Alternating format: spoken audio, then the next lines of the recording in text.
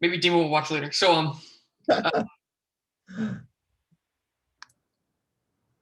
yeah, no problem. So what was I saying? Right. The speaker this week is Fanon, the illustrious Fanon. And he's going to be speaking to us about theta functions, like a general introduction, I think. So without further ado, Fanon. Okay, cool. So theta function and why we start theta function. My personal motivation is I need to study the algebraic geometry solution to nonlinear integrable system. So there's a branch of this subject is talking about how to use theta function to construct period solution to the nonlinear PDE. So I have to study all this concept from the very beginning, and that's the purpose of this lecture. It's very short and basically just some concept about theta functions. So definition 1 is the Riemann matrix.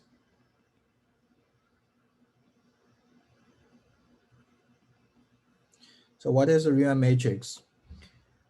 It's a matrix which is symmetric. So bjk equal to bkj. And the real part of the matrix is negative, definite. So this means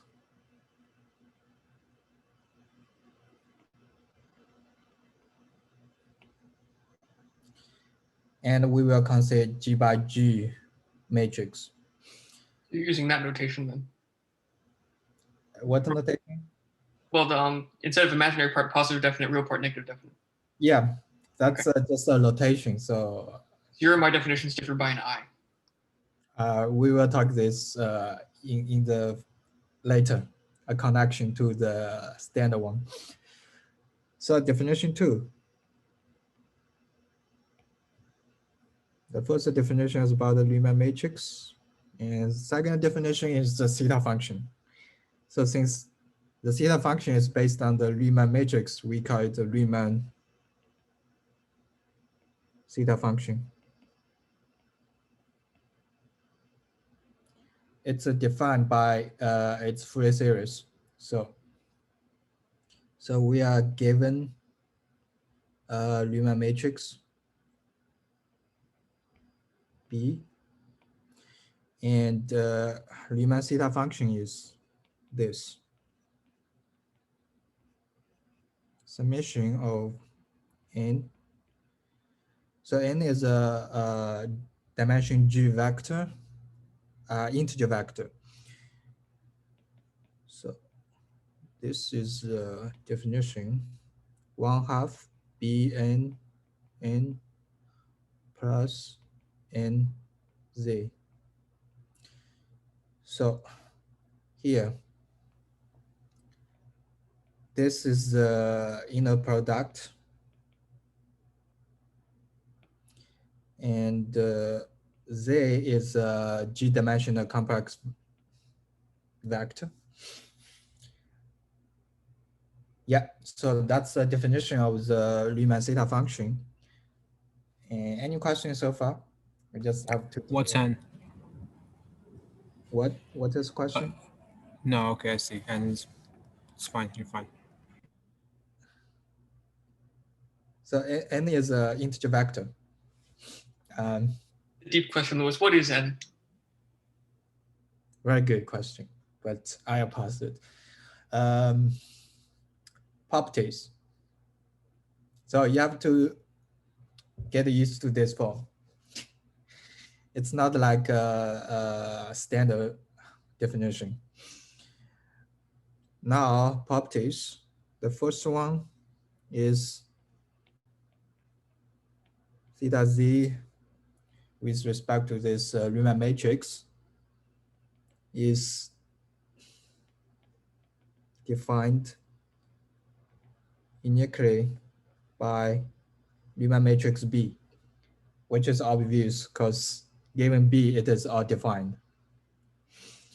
2. Let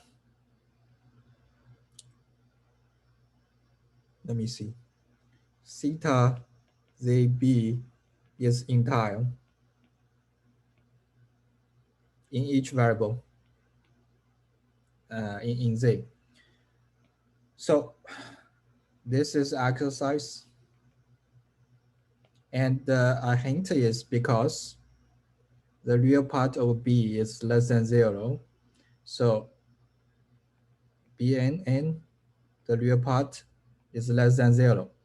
So this theory is exponential decay and give you the uniformly convergence.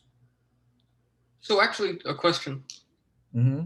In 1, so theta is defined uniquely by B. If you make a orthogonal transformation to B, which is some coordinate transformation, so something from, I guess it would have to be SL2Z, yeah, or SL2GZ, that should produce the equivalent theta function, yeah? So if the matrices are similar with respect to one of these transformations, as long as the transformation is integer coefficients. I don't think that they are They should be equivalent. You just make a change to the lattice. So you're summing over the same thing. Oh, yes. So basically you move a lattice to another lattice. It's you're right. Yeah, by a matrix which is SL2. But in this case, it's SL2G. Yeah, so it's not unique. It's almost unique. It's unique within these equivalence classes, yeah? So yes, in that sense, yes, uniquely. And yeah, that's some basic property. So let me introduce a new notation.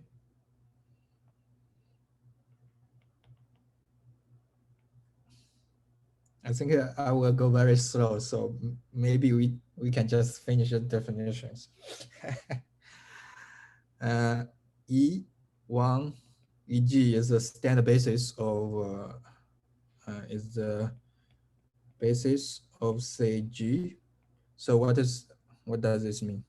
Means E JK is data JK. So it's only at the case element is non-zero for EK, right? And FK is the case column EK. Just some notations. So proposition 1.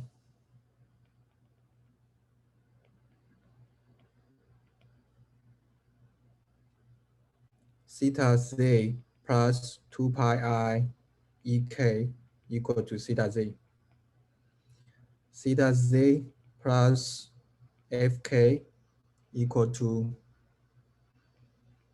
exponential 1/2 BKK minus ZK theta Z.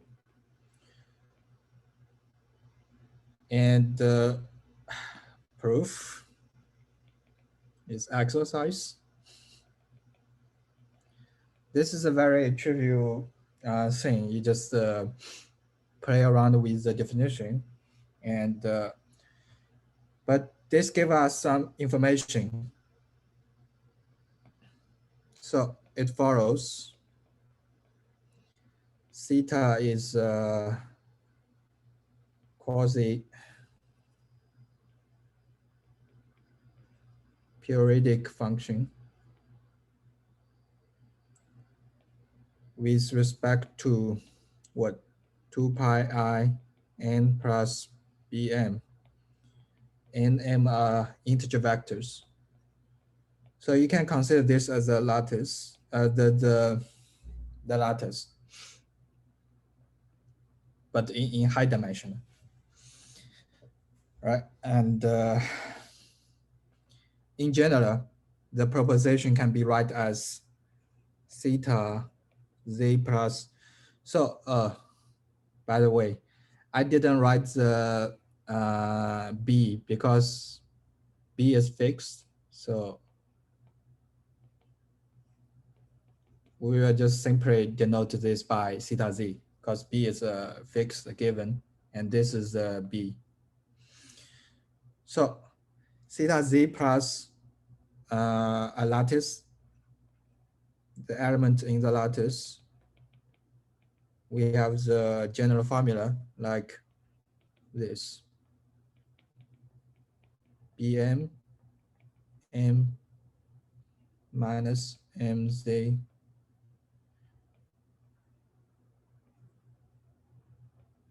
theta z. So this is a very fundamental property of the Riemann theta function. And any questions so far? Not yet. This is called periodic lattice. Okay, then definition 3.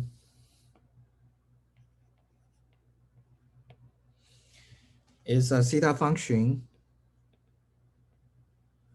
with characteristic. Actually, hold on, I have half a question. Could you just scroll back up for a second? Yes. What question? I just want to look at a definition. Yeah. Okay, I'm happy. Cool. I just wanted to see the periodicity property. Yeah. So characteristic means you have a dimension 2 G vector, alpha and beta. Not VG, but 0, 1 G times 0, 1 G. So both alpha and beta are vector of a number between 0 and 1, and its dimension G. And we have theta alpha beta z equal to exponential b alpha alpha plus z plus 2 pi I beta alpha. And here we have theta z plus 2 pi I beta plus b alpha. So just take a look to digest this definition. What does 0, 1 G mean? Are you taking G products of 0, 1? So it means alpha j is belong to 0, 1, and j is from 1 to g. Okay, sure. That means alpha is belong to, it's a product of product space of 0, 1. Observation.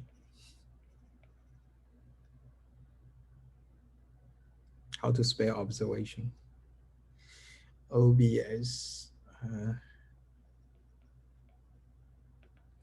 So when alpha equal to beta equal to 0, you got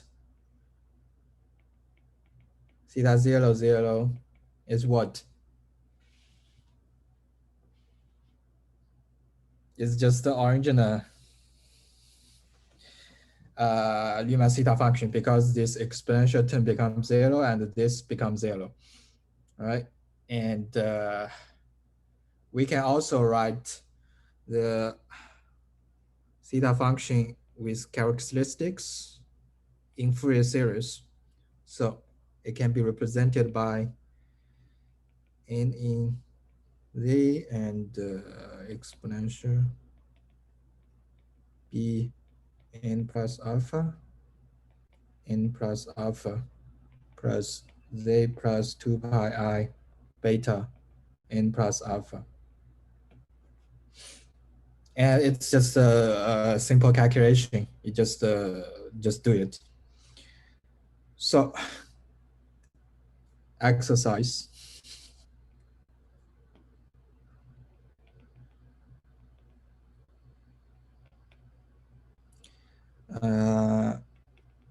Find a similar result as proposition 1. So proposition 1 is like the transformation property for theta function. Now you generalize to calculus of theta function with characteristics, and you still can give you get some transformation rules. But that's also simple. And in following, we will consider. Now we will restrict to alpha j, beta j is 0 and 1/2. So we will only consider half periods.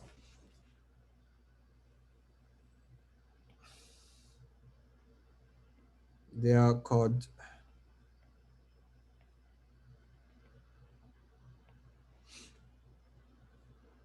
and a definition, alpha beta is said to be even if alpha beta times 4 is even. And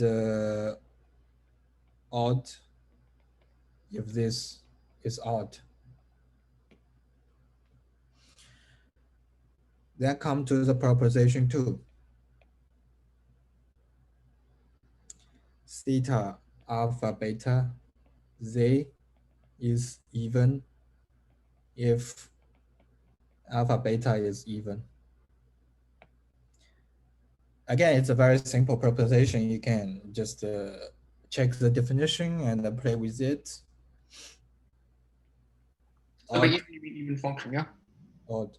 What? So by even you mean if you change z out for minus z, it's the same function, yeah? Yes. So it's an even function, of course. So a question which maybe or maybe not you don't know the answer. Why consider well characteristics at all? What's wrong with just the original theta function? That's a good question, but we will see why we care about this, especially this half period. Okay. And for general, it gives you some so interior way to think about this is like to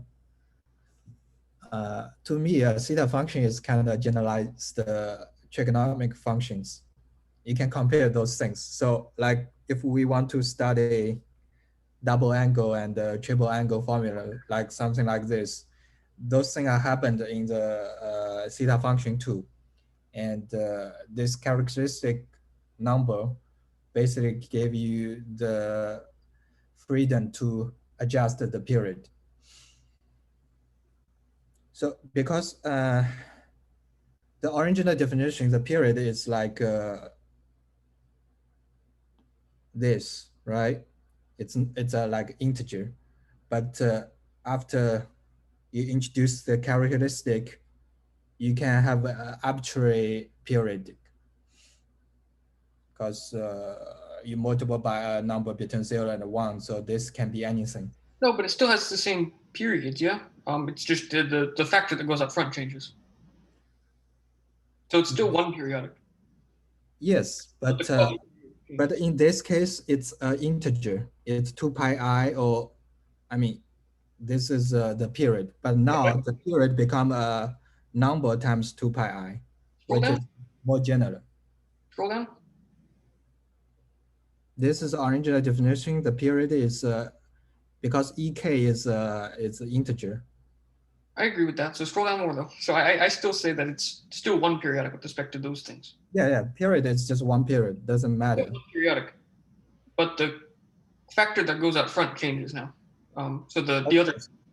It will change. No, if you take a beta equal to 0, then the front doesn't change too much, I think. Anyway, that's not the purpose why. It's just a very, very nature generalization. It's for example, it's just like generalize sine x to sine ax. Yeah, but I say it's not even like that. Because it's still periodic. It is. With the same period. It's just a quasi period. The thing that goes out front changes. So this factor that appears, the multiplicative factor of an exponential. That Even changes. that doesn't change. I mean, it preserves all the properties. So it's a generalized theta function. Yeah, I know. But Uh, keep I going. mean, You'll ask again. all the properties theta function has, it has too. But doesn't matter. We will see a very important motivation soon. So, where we are now? Okay, next exercise.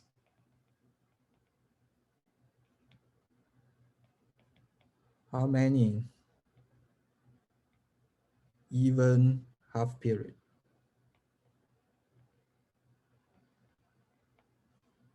for dimension G?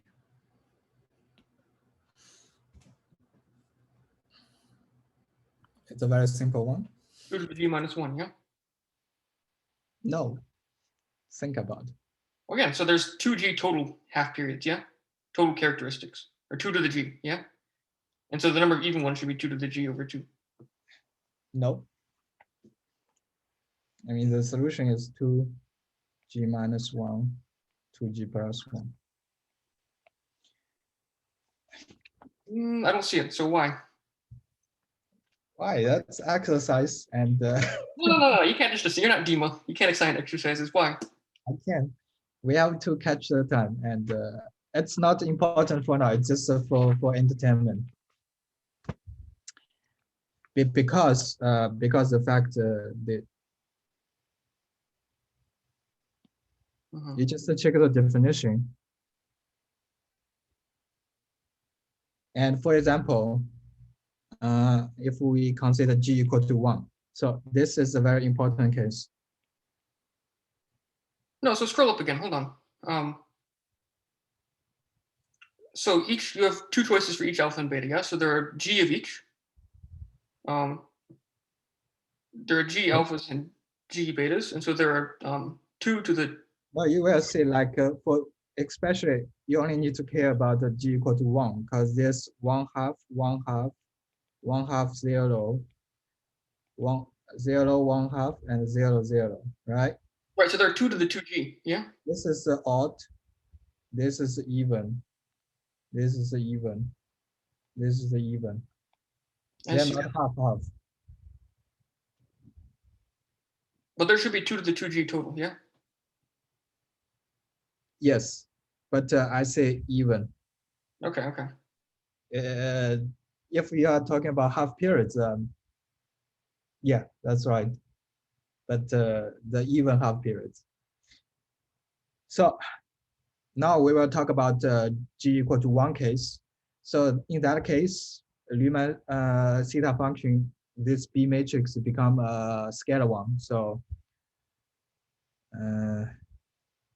B is just the B, and the real part of B is negative. And let me see which page. Definition 4, which is called Jacobi theta function. So what is little b? Little b is a B. So B is a Riemann matrix G by G, and G is the 1, so it's just a constant. You just change notations.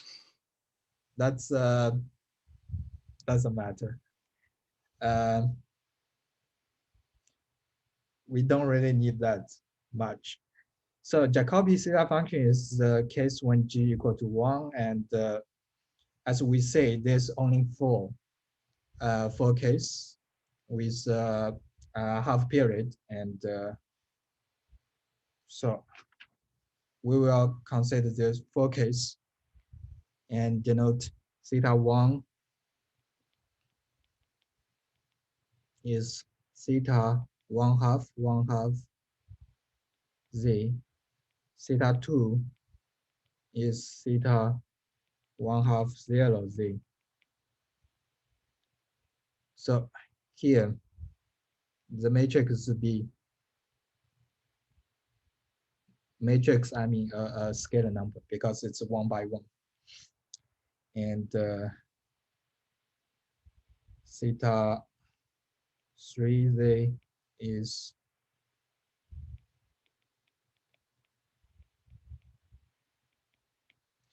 theta 4z is the one left is 0, 1/2. So this is for Jacobi theta functions in the classic literature. And in particular, the simplest one is this. So if you write as a Fourier series, you will see this is 1/2 bk squared plus kz. And this is the example you will see in Tata's lecture. Now, as we already discussed, from here, only this one is odd. That means theta 1 is odd function, and this is even. Also, those two are even function. Now, proposition 4. Before that, we put another exercise.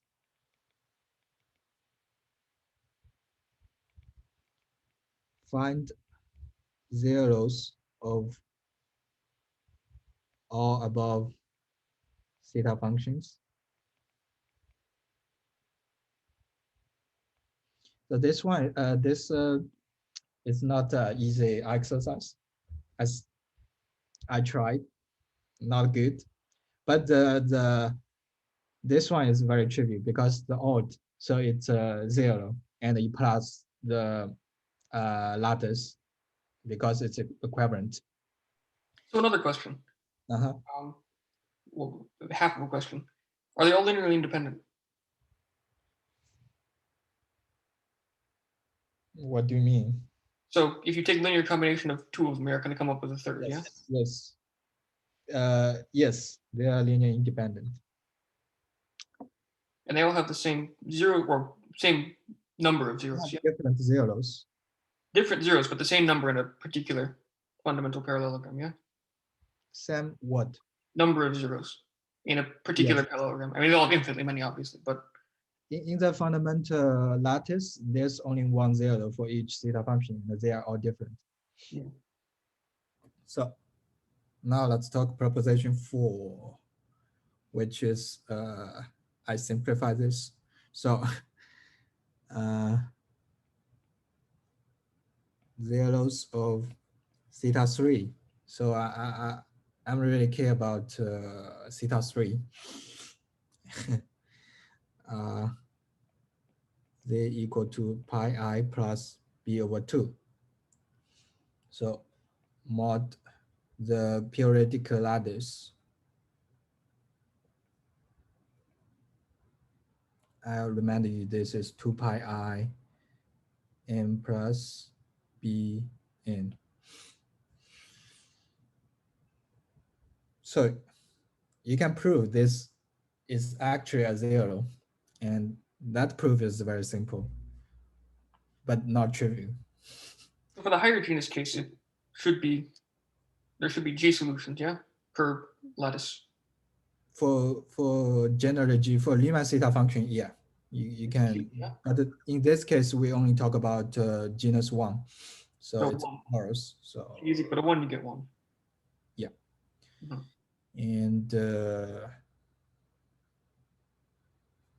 And it is simple.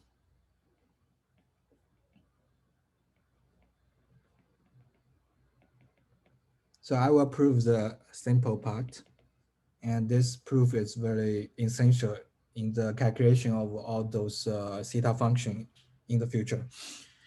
So how to show a 0 is simple. What should we try? Any idea? we use argument principle, obviously.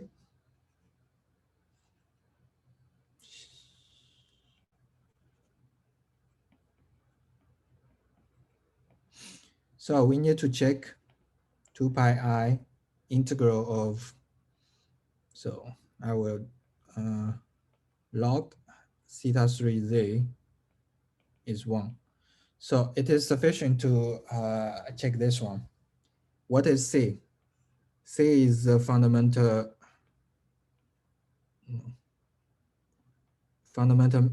rectangle of the lattice. And this point is B, this point is 2 pi I. So this point is B plus 2 pi I. And we orient it like this. The 0 is at the center. It's pi I plus B over 2. So how to calculate this integral?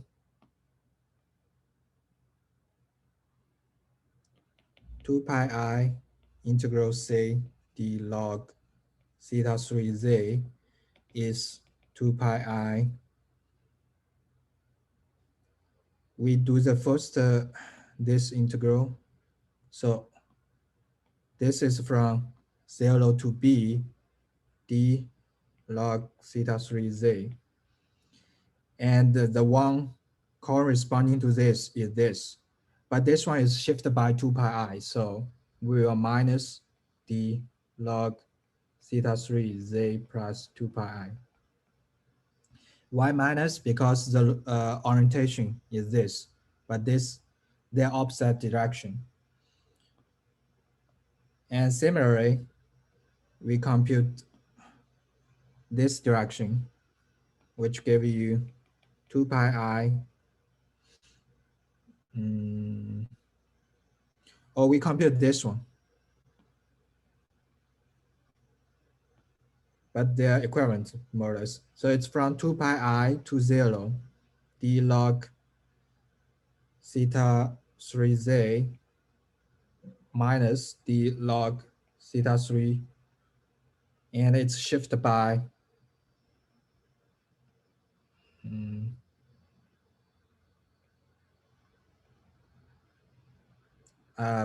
B, by minus B, right? Because you shift the right.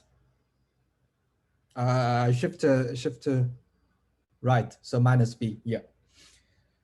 So this integral, and remember, this is our theta 3, and we know the transformation law that theta 3 z plus 2 pi I is theta 3, and theta 3 z minus B is exponential B over 2 minus z theta 3z. So you just plug in 2 and you will say, eventually it will give you, in particular, this thing will give you d log theta 3z minus B is minus dz. And the first one just cancel out because the periodic of theta 3. And let's see, no. So this one is d theta 3. And the d theta 3 will cancel out with this one. So eventually, the integral become 2 pi I to 0 minus dz and give you 1.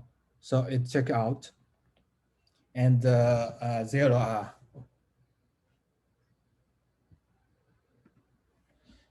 this someone come.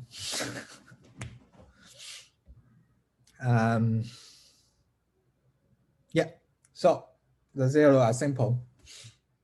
Any question about this? I have a question we'll have to discuss later though, because it's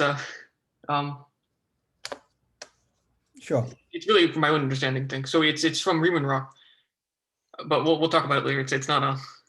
Yeah, that's beyond my scope. Uh, let's say we have 20 minutes. So let me decide what to cover.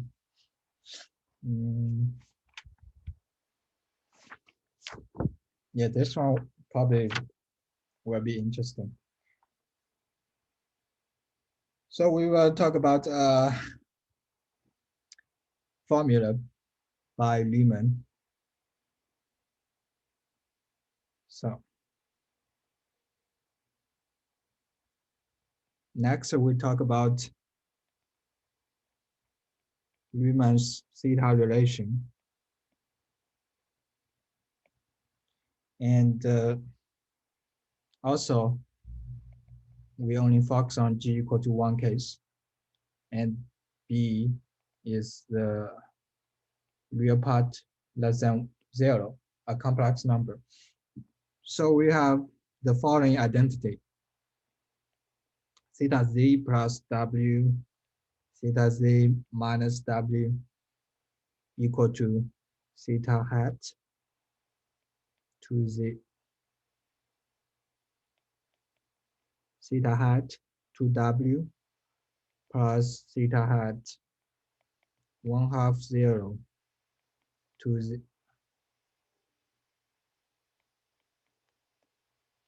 and theta hat 1/2 0 to w. So theta hat is what? Is theta z to b. This notation. So we will prove this identity.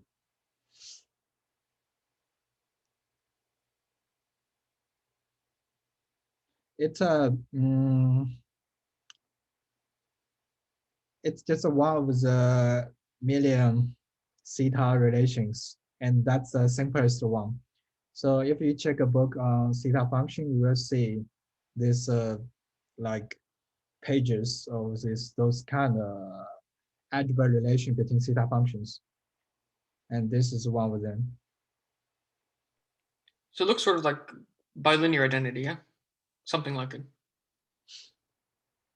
I think it should be some reduced one, because this is like really reduced a lot. If you differentiate with respect to, well, if you just take what is it? You for bilinear identity, you differentiate with respect to w and then evaluate it z equals w, yeah. Oh yeah, yes. What do you That get? actually relate to that. If you do the Taylor expansion of this, I mean, use the Fourier series of the theta function, you can represent it those coefficients. I didn't check that, but maybe there's some relation. And I decided not to prove this, because that's not not that important for now. And we will talk something interesting, which is application. Maybe it's not application, but it's some connection to other field or connections. So first the connection is the heat equation.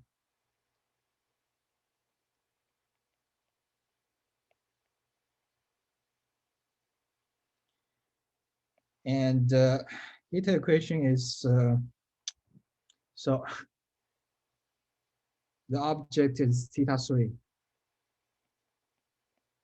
Again, B is this number. And recall θ3 is this. Substantial 1/2 bk squared plus kz. Right? And if we take b equal to 2 pi t and z 2 pi I x. X is a real number. T is a positive number. Then you can check theta xit is, okay. So notation, theta xit is theta 3, 2 pi I x, 2 pi t. So you will see theta xit will satisfy the heat equation. Theta equal to dx squared theta. It's just a simple calculation. It just apply the chain rules, and So now how does this compare to just solving heat equation with heat kernel? What does this buy you? This says it is the heat kernel. it is here in the kernel. You can see it like this. So this basically gave you the what's the relation? So tk squared plus kx. So it's something like this, and it's exactly here. Minus tx squared, tk squared, but yeah. Yeah, I mean decay, of course. But So I don't know. I mean, why did it just say it's to get rid of this nonsense with the I? It's just solution to free Schrodinger equation on the circle. that's also true. But people like heat equation, so doesn't matter. Another interesting thing is we can check the behavior at so limit t go to 0 of this theta xit in distribution sense, because otherwise I don't think it's well defined, because it's oscillating, and you don't have a good explain with this Fourier series. So Okay, so that might answer my question before. So does theta function have poles? no, theta function is the entire function. Well, you're taking a limit as t goes to 0. So it's a limit of the period, though, yeah? Yeah, that's it's entire in this variable, but not entire in this variable. So what is in that variable? Just analytic away from 0? It should be analytic in the upper half plane, yeah? Yes, yes. So 0 is not, it's on the boundary. So we are actually checking the boundary behavior. Yeah, I forgot to say that this the second variable is on the upper half plane, usually. So let's check this. And what does this mean in distribution sense? We need to check. Let's check this. Fx dx. And fx is a test function. So what does test function in this content mean? It means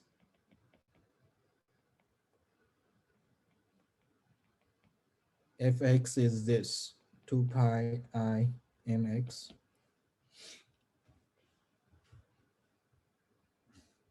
So we can check this.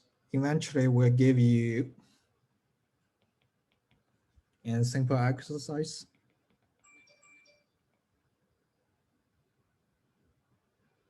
Great. Interesting. And what is F0?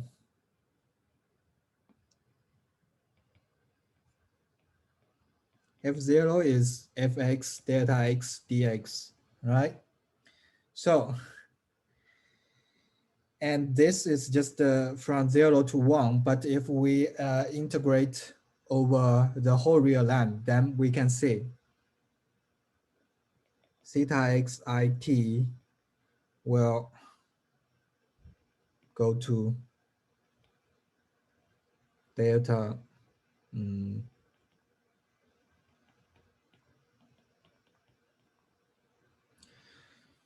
So basically, you can think about theta x it as a fundamental solution to theta equation with initial data taking delta function.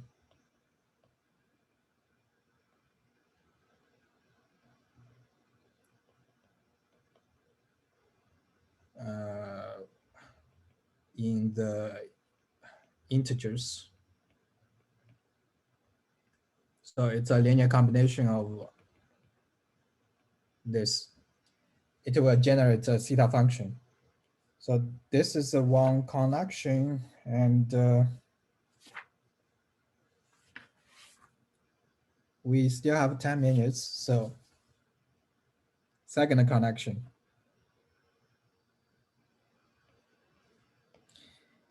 It's so recall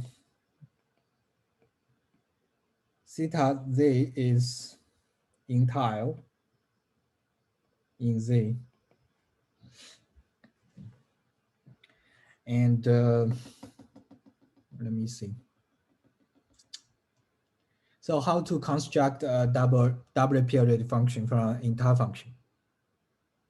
Suppose, you know, also it only has simple zeros.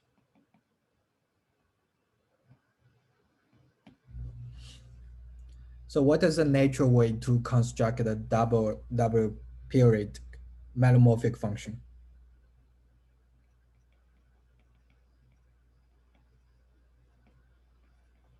Well, really, you mean from quasi-periodic one, yeah? Yeah, because so the question is how to use theta function. Yeah, no, that's too hard, I see. Okay, yes. So also it is a quasi-periodic. So how to construct a double periodic meromorphic function? A natural way is the second derivative of the log of theta function. So this thing always give you a double periodic meromorphic function, and we will focus on one example. So hold on. You have to explain that better. Why? Okay. I know. So what's this give you? It give you. Okay, teacher. Okay, you want to go back up? Look. You have a question? You have a question? I'm saying it's not an obvious fact. It needs to be explained. It's because of the period. Okay, professor. Only on Z, yeah? So theta prime, let's calculate what is this, right? So it gives you theta prime prime theta minus theta prime square over theta z square. I wouldn't even do that. I mean, just replace theta of Z with Z plus the period, the quasi-period, yeah? And then the quasi-period is linearly dependent on Z. And so when you differentiate twice, it goes away. Log of the quasi-period, yeah? Because it's additive. It's multiplicative, and when you take log, you get an addition of Z. And when you differentiate twice, the Z goes away. That's true, because our... So no differentiation is necessary, but... No, but yeah, you explained that too, but I want to show that because this thing give you a second order pole, but okay, doesn't matter. Well, it just so happens that the easiest way to get it is this, and it just happens to have second order pole. That's true.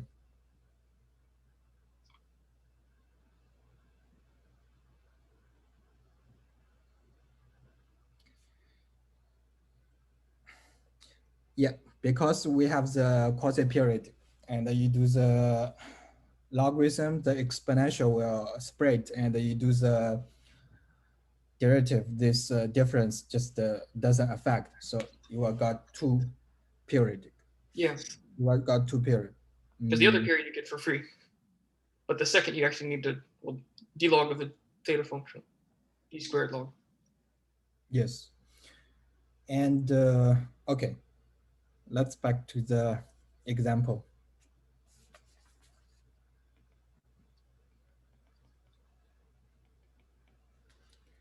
So example is the famous P function, Weierstrass elliptic function. So what is this function?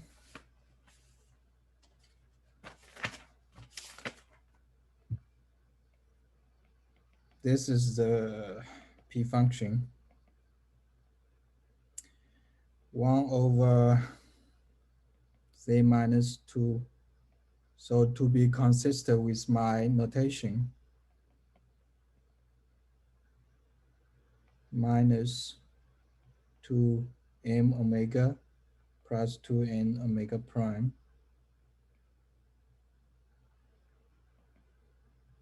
Well, to be consistent, it should be omega and omega prime should be 1 and b, right?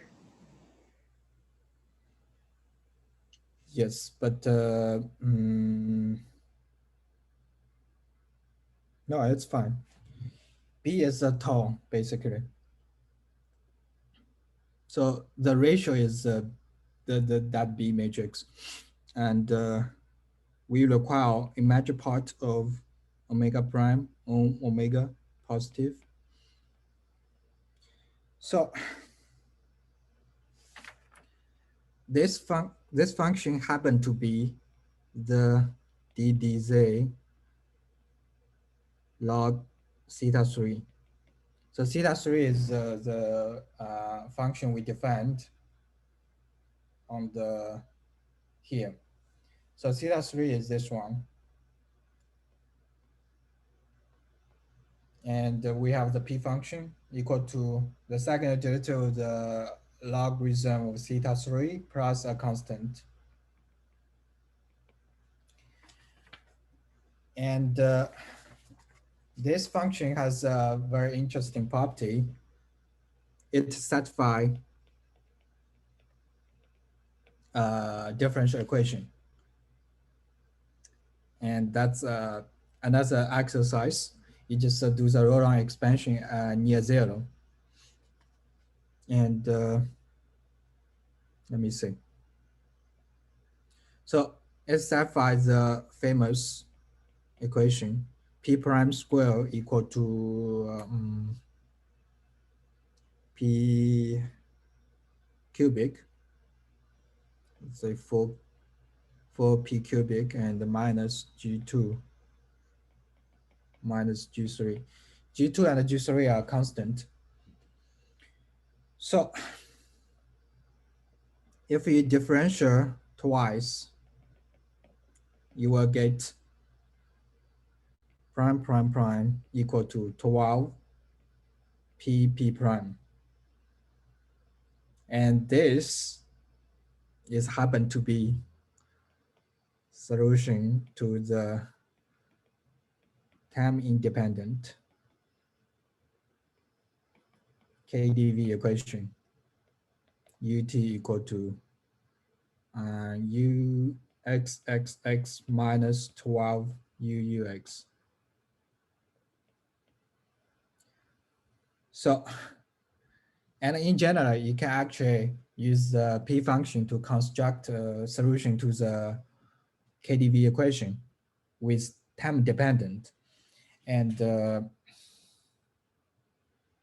that's one way to construct a periodic solution to the nonlinear equations. And that's my talk for today. And that's it. Any questions? So a few. Yeah. Unless anyone else has questions first. Brittany or Clifton? Nope. All right. No questions, Brittany? Absolutely no questions. Absolutely none. Wow, rude. Very good. Well, I've been anticipating your questions, mhm. anxiously waiting. Nathan. So, my question from earlier. I'm going to stop recording, and then I'll ask the questions.